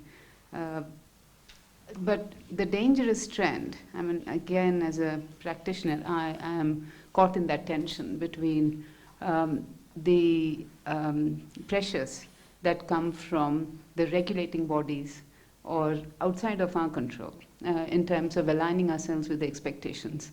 In the UK, for example, you'll find the National Student Survey has just been released, and I'm on a couple of board of universities there. And the discussion was entirely what on earth. I know it's also, Randy, your point about what value do we, how much credence should we be giving to league tables? Because we know they're methodologically flawed, and we can challenge each aspect of these. But at the end of the day, the question for me is, what do we do as academic administrators? On the one hand, we are caught, because these league tables actually are a big factor and a key determinant of where the students want to choose, which universities they want to go, or they influence parents in terms of sending their children to the very top. And we know that in the league tables, the top 10 are not very volatile. They stay there. Your Harvards of this world are number 1, Oxford, Cambridge. You have historic. And the last 10 or 20 are also stable. The volatility is very much in that middling group. And in India, we have these fantastic institutions, IITs, IIMs. They never feature in the top 150. And yet, if you see the league tables, they don't feature for whatever reason, methodologically flawed. We can challenge them. But as an administrator, I want to ask, how do we reconcile those tensions? I want my institution, AUW, to be at some point in the league table because of the uniqueness of what we do. But it will never figure because we don't actually keep to the measurements of how the metrics are actually measuring your performance. One of the dangerous trends of the league table. And it's for schools as well, I'd Yep. say, in some countries, This is just a follow-up to what Meenakshi said, actually. I think indeed that right-wing populism and nationalism is an increasingly dangerous trend in education among marketization and managerism of education. And this is a trend, or this is the danger of a kind of misusing education for nationalistic or ethno-nationalistic purposes. And it should be on the agenda, I think. Yeah. And I think it needs to be articulated in somewhat different. I think if we say this like the way you've said it, perhaps people won't come. I mean, the people you want to actually be part of it will not come, because if we say it's for it's being misusing education. No, okay. So we need to articulate it and frame it in an appropriate, package it. But this is the issue about indoctrination in education, a kind of populist or nationalist indoctrination of education. So it could be spelled out probably in such a way. Yeah. I'd just like to add to this. Actually, it's not only about misusing of education, but we need to understand how the entire structure of education, the standardization of learning outcomes, making education into a governance issue rather than learning, knowledge, wisdom, developing understanding. That is the critical thing, because that is being used by governments or by right-wing whatever to increase a populist understanding of what is nation or whatever. So that is what we need to see. I mean, the other dangerous trend, I think, is to do with environment, which we have put in here, but nobody has discussed about this.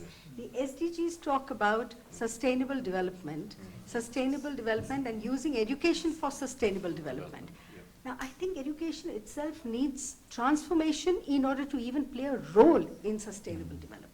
And I think we need to dwell on this a bit. This is a very dangerous trend because, like you said, the environment has completely been, we've exploited it to such an extent that actually we don't even have safe drinking water. So in that context, what is the role of education becomes important.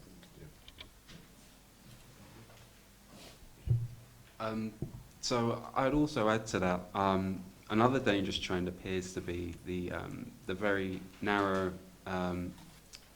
instrumental formulation of notions of accountability now. So the extent to which schools are made to answer for their internal operations and the delivery of their provision. So there are a number of ways it can be formulated and defined. Up until, I suppose, in England at least, we had notions of professional accountability, so the professional autonomy of teachers, some vague notion of democratic accountability, which is increasingly seen as risky now to the sort of smooth functioning of schools as businesses. And replacing that, we have notions of corporate accountability, performance accountability, and contract accountability.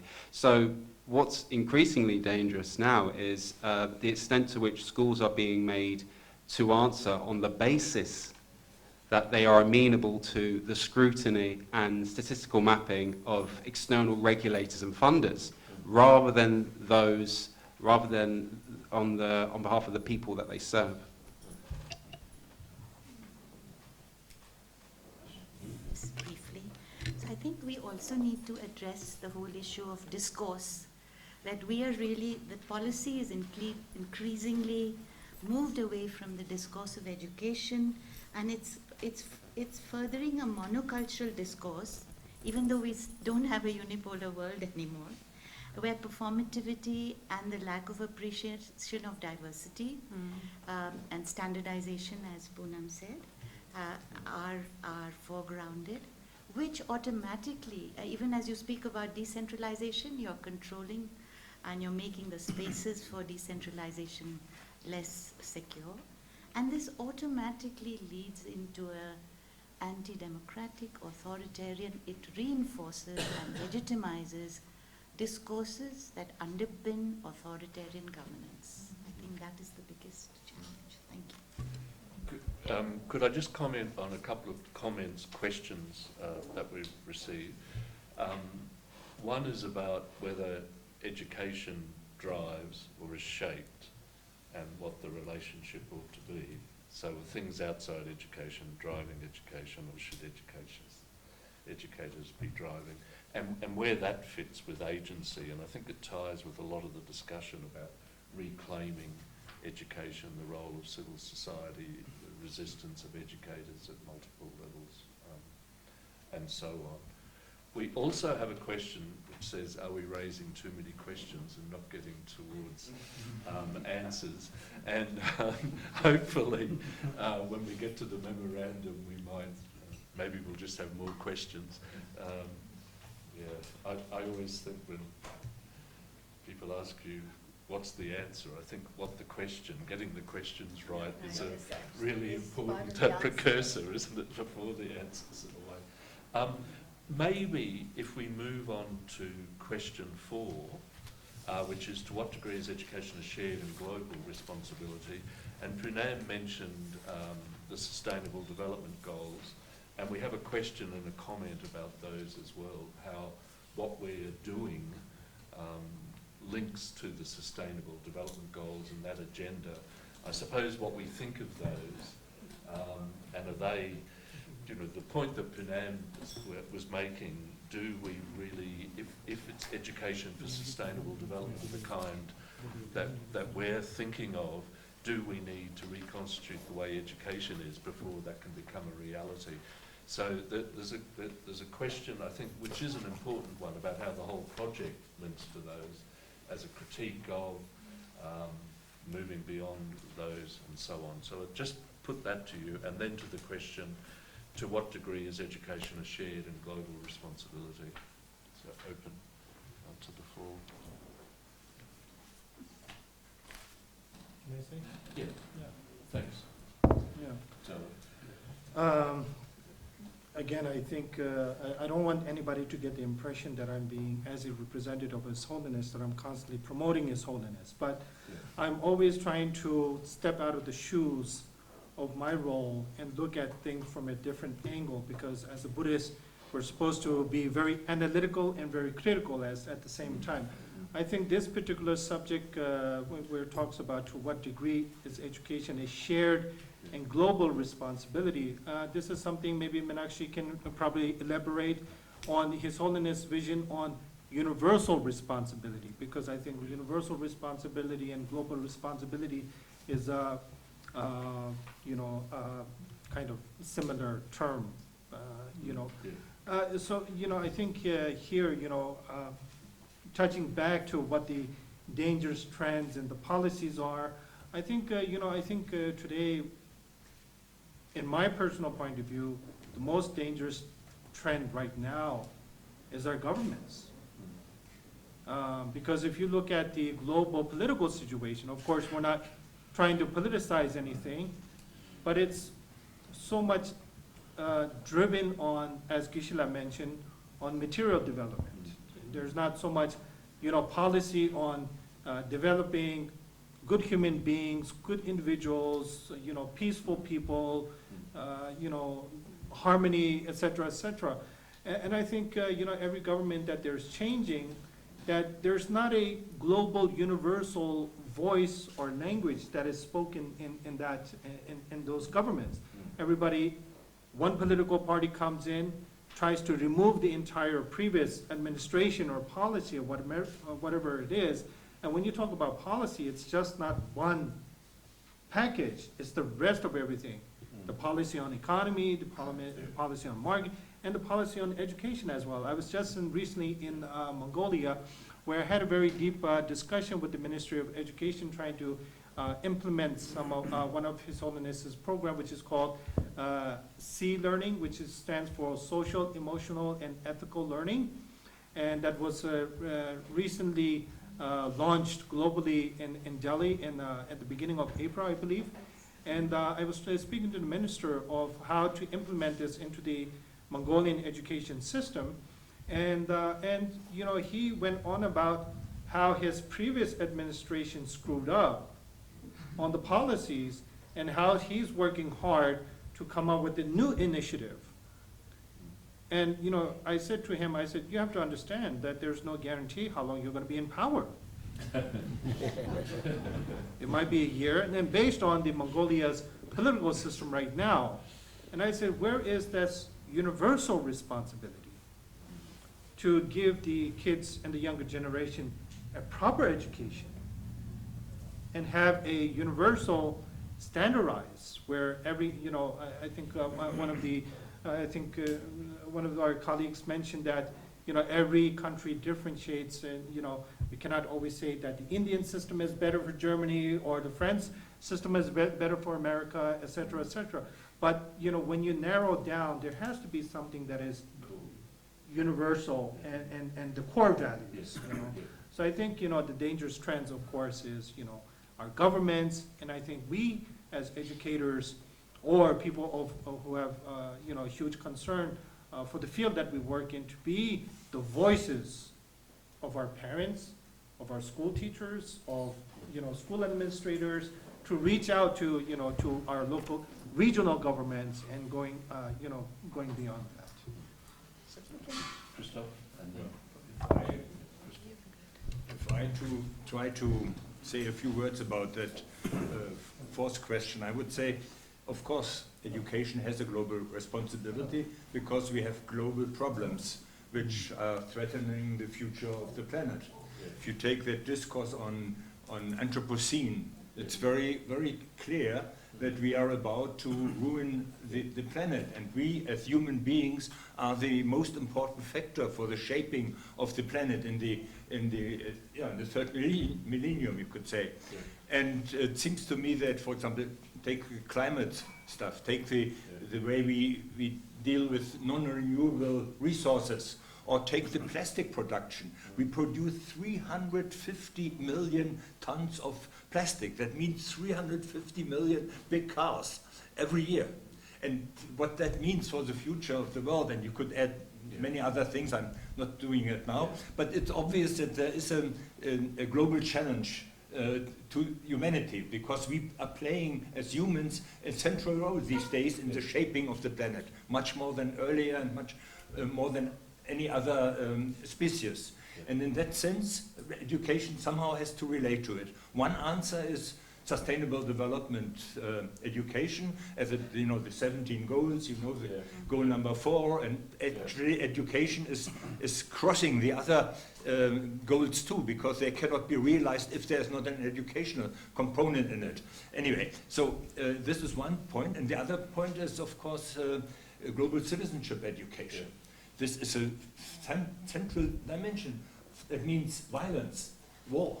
we still have 14,000 atomic bombs. 14,000. Imagine what that means. That means we can explode the planet a couple of times. And you know, and wars often are not planned. They emerge, but because a couple of things get together which are out of our control, beyond our control. So this is one big challenge, which adds to the challenge by the conditions of the Anthropocene. And you could go on and go on. The big problem is, how do we relate the global problems to the local and differences in cultures and ways of handling these problems? This is the challenge, I think, of the next decades. And you know, there is a program in UNESCO where they try to work on it, and with some success. They are aware, at least, of that problem. How we can manage it is another question. And let me just finish with one basic question. The point is, are we really able to solve the problem which I was just mentioning? Yeah. You know, everybody, when we talk about it, Lyotard said that so beautifully, les grands récits, the grand stories. When we have a story, when we have a solution, a theoretical solution, we are often content because we think that that's the way it is. But if you think of the human being, of the history, it's a very open question if education, which we all want, can really make a contribution, and if the human being is really able to handle this situation. I think this is, we as educators, we don't like that perspective, but I think we have to take it. Well, anyway. Yeah, my remarks are related, but I want to start by saying, I mean, the direct answer to question 4, as I read it, is that education from the point, I mean, this is a question about global justice and human rights. And I mean, I think any coherent understanding of human rights is that the obligation to fulfill those rights is universal.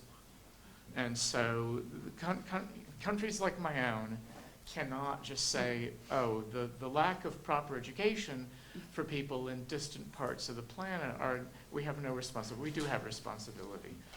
I think apart from the ethical case for recognizing a universal right to education is simply that at this stage, the dangers are so great and are so unsolvable without very robust global cooperation that I think there is no country in the world that is safe now.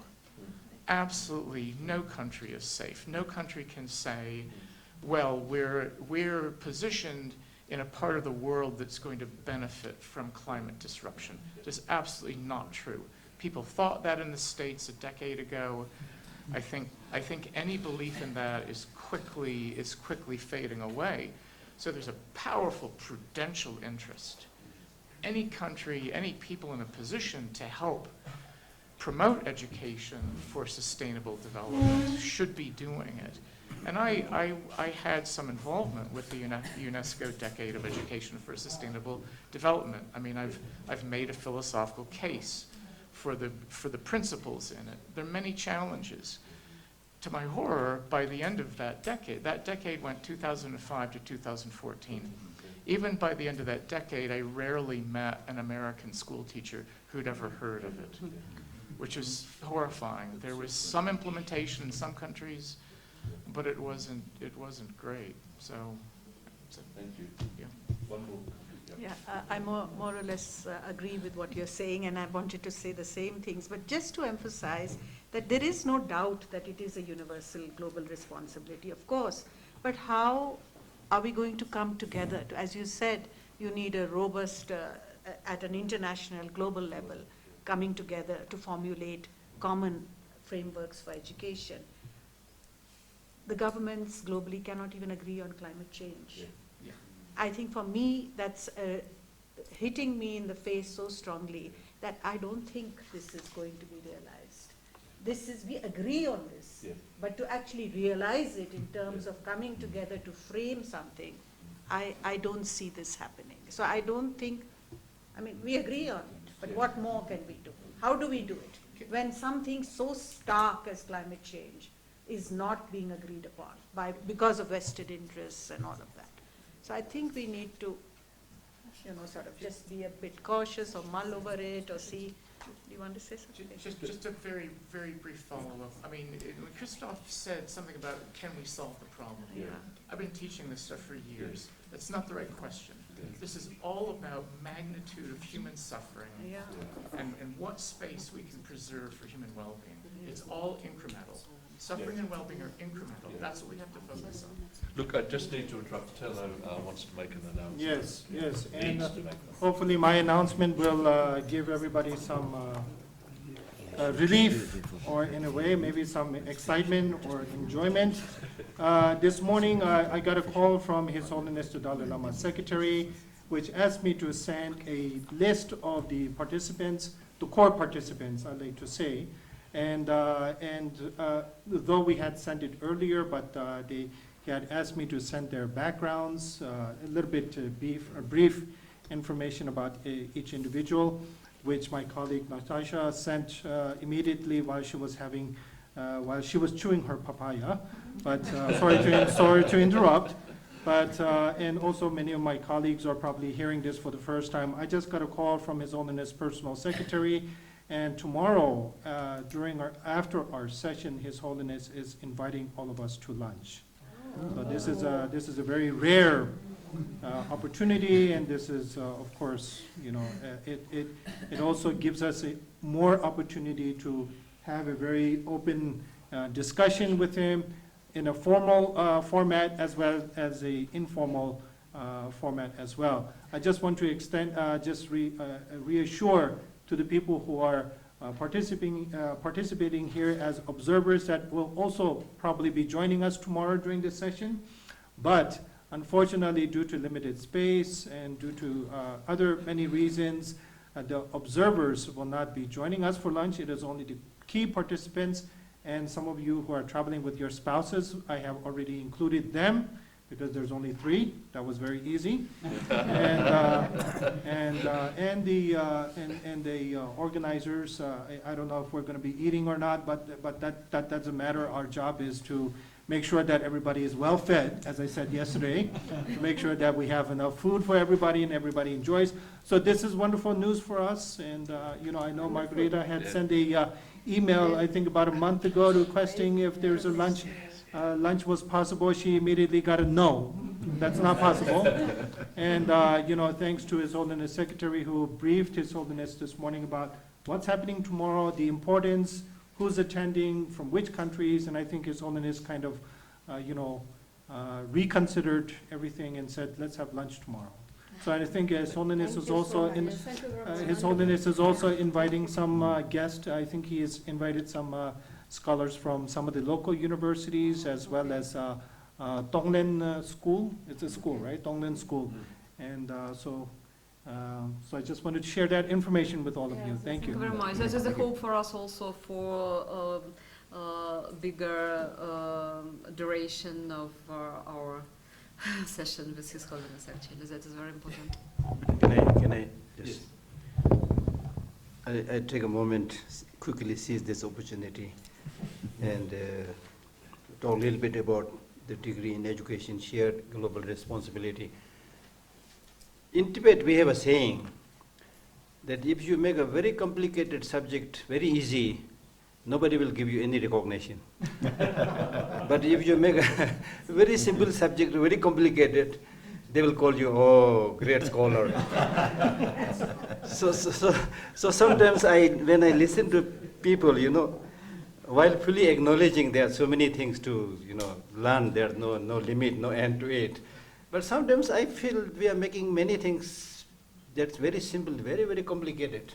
Like with this one, education, a shared and global responsibility. All these topics are wonderful. What came into my mind is many of the problems we are facing is because we have this stupid human tendency of dividing things, going after name and division. Name means this is women, this is men, this belongs to their religion, this country, that country. Because our mind is small. We want to stick on to small things, divide. So therefore, like earlier we talked about the nationalism and all those things. I don't know how to frame it, but we can very easily say that we all want happiness, as is always saying. We all want, whoever, happiness. We all do not want suffering. So the causes for happiness are harmony, unity. Even for the growth of a tree, it needs harmony. As simple as that. And anything that is divisive leads to destruction, bad for everybody, including the planet and everything. So I think we need to make this, the unifying features, especially in today's change world, as you rightly, very powerfully mentioned that now there's a trend that at a certain point of the time nobody will survive, you see, almost like we have to face this pessimistic reality. But at the same time, what we need to do is, whether the government is notorious or doing all the bad things, whatever, we should, I think, never give up hope. And we should, as you rightly mentioned, in an incremental way, do our every bit. And also in a skillful way. If there's no way to drive that matter to that stupid government, then come it in a different way. They're also human beings. It's not that they can't change. Make friendship with them. So I think some of the strategies like that, I think, very, very important. So what I really need to say is, we're all same. If you just go on with this division, we'll all kill ourselves. Yeah. Thank you. So, is it right, how I understood it, that maybe that wouldn't be just the question to elaborate it, but that should be a claim, should be for future World Forum, a claim to societies, to the governments, to the and so on, to make an education this shared and global responsibility. So just to put it in the first place of this declaration, and then to explain in details what we mean by it. That it isn't just for Ministry of Education, just for school, just for university. That is what we have, because without education there is dangerous future for the whole world, and because of that it should be understood as a shared responsibility of parents, of the whole society, and so on. Thanks, Margarita.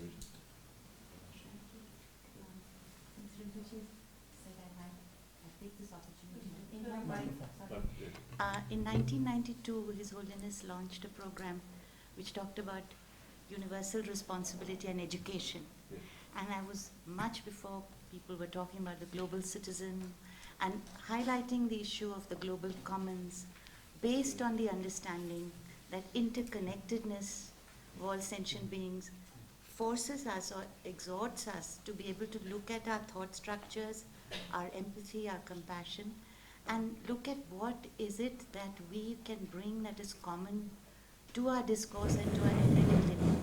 Based on that, there was a program that at the Foundation for Universal Responsibility, where I'm privileged to work, brought out a program on education which covers not just schooling, not just the university, but interconnections in this expanding circle of engagement, and we've called it Ethicate. I'm not trying to bring in propaganda here, which looks at conflict resolution, inclusion, peaceful coexistence, ethics for a new millennium, interfaith harmony.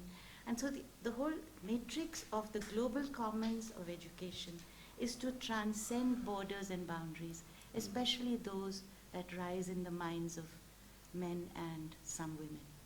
So the idea is really to look at the fact that, you pluck a flower and you touch a star kind of thing. And that whole only connect that E.M. Foster talked about. How do we bring that into our everyday discourse on education, rather than limiting it to just schooling, and looking at the environment as a learning for that to happen. Thank you. I just would like to thank Geshe-la for what he said and pointed to. And in that spirit, I would like to take that forward for the forum, that we need to overcome ideological differences at the forum and work together with others who have alternative or opposing ideologies, to which I myself maybe, find it abhorrent, but actually learn to work together in order to come to a really human understanding. Otherwise, we will be again forming another exclusive group. I also think we need to involve educational initiatives or programs from those who are the most excluded and marginalized, not as mere token representation. And here I'm referring to, something you were talking about, how everything is actually about human suffering and well-being. So we need to consider whether at the forum we would like caste differentiation, which is such a big issue in this country in terms of education, gender, religion, to be race, to be part of the forum. So how are we going to work it out, not as mere tokenism, but actually involvement? I think it's important. I don't think we should work separately in terms of ideology, but neither also think that we represent the well-being of everybody who is actually really suffering outside of this group. So somehow find a space in the forum for that representation. Thank you. Yeah, just a quick comment regarding globalization and localization. And I think it's important not to forget that people's humanity comes from localities and community and the identifications and attachments that come out of that. It's impossible to pull people out of their cultural bootstraps and expect them to readily identify with a set of abstract global ideals. Anyone who's familiar with cosmopolitan citizenship probably knows this. And so it's also important to remember that that's where the humanity starts, with the local, and not to forget that and overshadow this idea that it should be just the global. It's just the Could we be quick in the next, there are a couple of points, I think. Very quick, I think the first, I'm of course very much in favor of inclusion of different groups, but I think the first thing we have to clarify is our profile. And I think that we have a unique chance to build up this profile precisely by focusing on education as global responsibility, because the whole topics of global education, globalization in general, normally have been seen as a kind of Western ideology.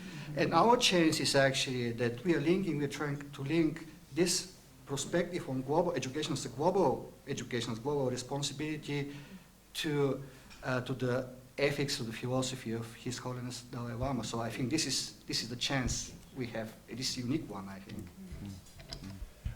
We wanted to move to consideration, and there's not very much time left, and Punam wants to make a summative statement of where we think we're at. But we were asked to prepare a question which might go to the Dalai Lama tomorrow. We just throw it open to around the topic, around what we've been discussing and debating. Sorry, excuse me. Maybe Bob and Punam. Let it be your responsibility to choose, because we have talked a lot, and now you have and you have written something down. And we're happy to take that responsibility. We just didn't want to take it without everybody giving their... right, but in the end... Yes, We can talk about it in the evening. Yes, we'll have last session today. And we'll decide. Yes. Yeah. So, Punam... just a couple of things.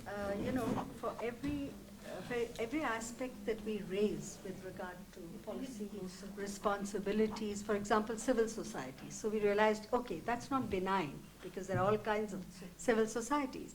And I think it's important when we talk about universal responsibility. One, of course, is the question of local, and how we need to look at humanity at the local level. And diversity is not something that we can run away from, whatever universal aspects we talk about. For example, it is really the EFA movement, beginning with Jomtien, that created an international community responsibility to see that all developing countries where education is facing several challenges should be able to be supported, and that continues. But it is that very international community with a very sort of ethical commitment towards the global community has led to driving national policy to actually get uniformized and only outcome-based, and we don't even know what those outcomes are in terms of our local aspects. So I think the SDGs that have now come in, which is the next phase of this global community, we should perhaps look at this space as an important space to turn around this policy-driven homogenization kind of an effort. Because SDGs in this particular context, which is up to 2030, is actually quite interestingly framed. And there's a lot of possibility within that to turn that around. That is how I would look at it.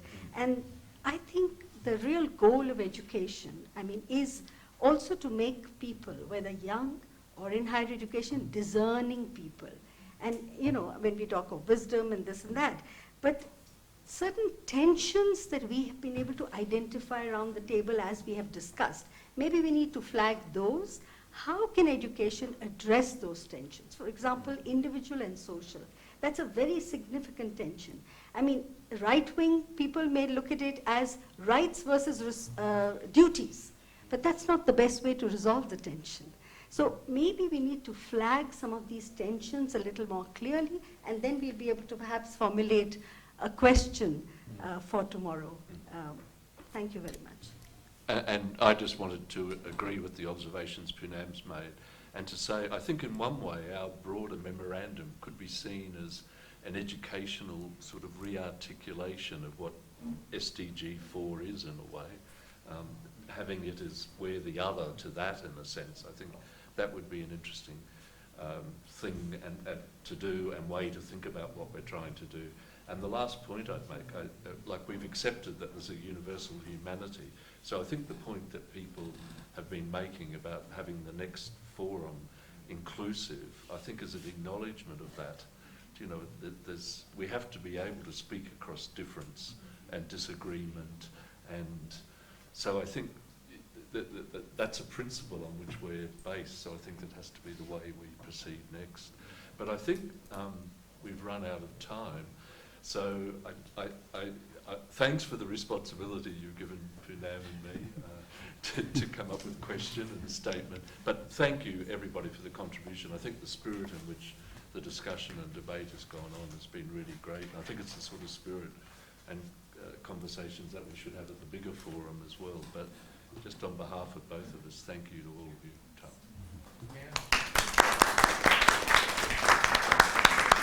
I'd just like to also thank Poonam and Bob for the great moderation and getting us off to a great start.